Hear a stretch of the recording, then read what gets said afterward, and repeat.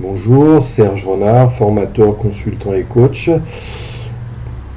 Par rapport à mes 23 ans d'expérience et les innovations, je suis devenu un spécialiste de l'approche andragogique multimodale compétitive dans mes actions de formation, de conseil et de coaching dans ces domaines d'expertise.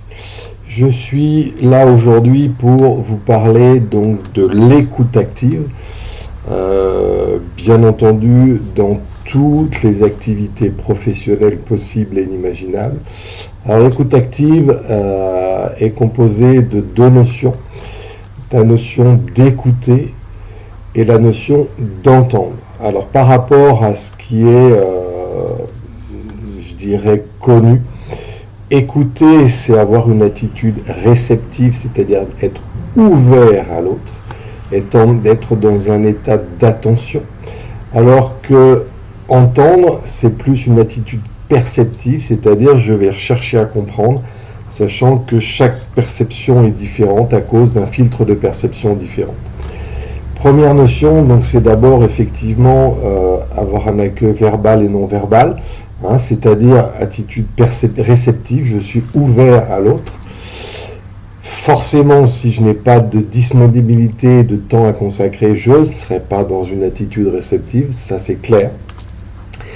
Forcément, je vais chercher à comprendre le verbal et non-verbal, puisque chacun a un filtre de perception différente.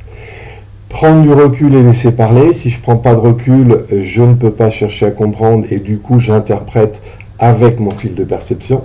Du coup, ça veut dire questionner, reformuler.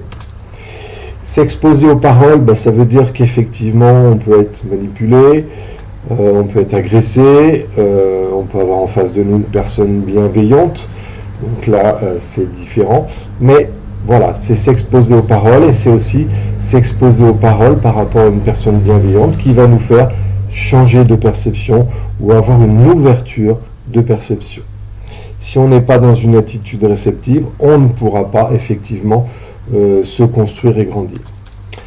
Donc forcément, ça veut dire comprendre le filtre de l'autre, puisque si je suis dans cette dynamique, je sais que j'ai un filtre de perception en face de moi qui est différent. Donc dans tous les cas de figure, je réponds à une affirmation par une question pour vérifier que je suis dans la bonne compréhension. Être attentif au fond des paroles, ça veut dire que si vous connaissez la théorie de l'iceberg, il y a une partie émergée qui est en haut et une partie immergée qui est en bas. Chaque fois qu'une personne s'exprime, elle s'exprime avec la partie émergée et finalement comprendre le fil de l'autre, ça va permettre de pouvoir comprendre vraiment la perception de l'autre et ce qu'il souhaite exprimer.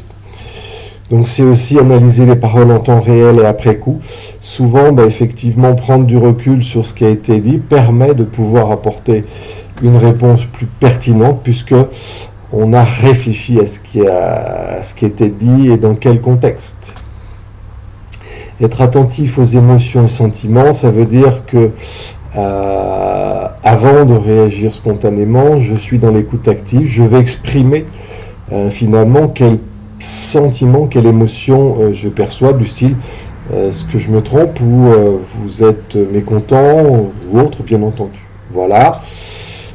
Ça veut dire effectivement que je peux comprendre sans extrapoler ou interpréter en fonction de l'exemple que j'ai évoqué. Et ça veut dire que là, on peut être véritablement dans une écoute active. Et il faut savoir que tout le monde n'est pas effectivement apte à être régulièrement dans une écoute active. Par contre, dans un contexte professionnel, il est important de pouvoir se mettre dans cette position. Deuxième notion de l'écoute active, c'est effectivement savoir aussi identifier les sources conflictuelles et ses enjeux, et notamment les comportements destructifs et constructifs. Vous avez ici deux comportements destructifs et deux comportements constructifs. Ici, comportement actif mais destructif, vouloir se venger, dévaloriser autrui, gagner à tout prix, crier vers autrui. Un autre comportement destructif passif qui est finalement se critiquer ou culpabiliser, ça veut dire qu'on se détruit soi-même. Éviter autrui ou céder, Ben là, ça veut dire que c'est pareil, on cède, donc c'est un comportement destructif, et éviter autrui, ben, c'est de même, ou cacher son ressenti. L'objectif, c'est de se dire, je repère qui est en face de moi, et moi, effectivement, je construis des comportements constructifs, je prends du recul, comme on l'a vu dans l'écoute active, je vais vers autrui, comme on l'a vu dans l'étude, dans l'attitude réceptive, donc écouter, exprimer son ressenti, on l'a vu ici, mais c'est aussi permettre de comprendre l'autre, créer des solutions. Ensuite, bah, c'est savoir dans un comportement passif mais constructif temporiser, analyser la situation, rester flexible.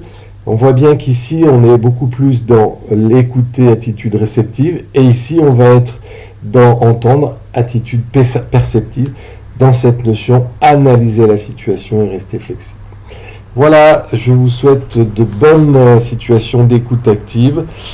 Je vous remercie et je vous souhaite effectivement de bons échanges professionnels. Alors voici où vous pouvez me joindre, mon site internet et là où vous pouvez prendre contact. Merci beaucoup, au revoir.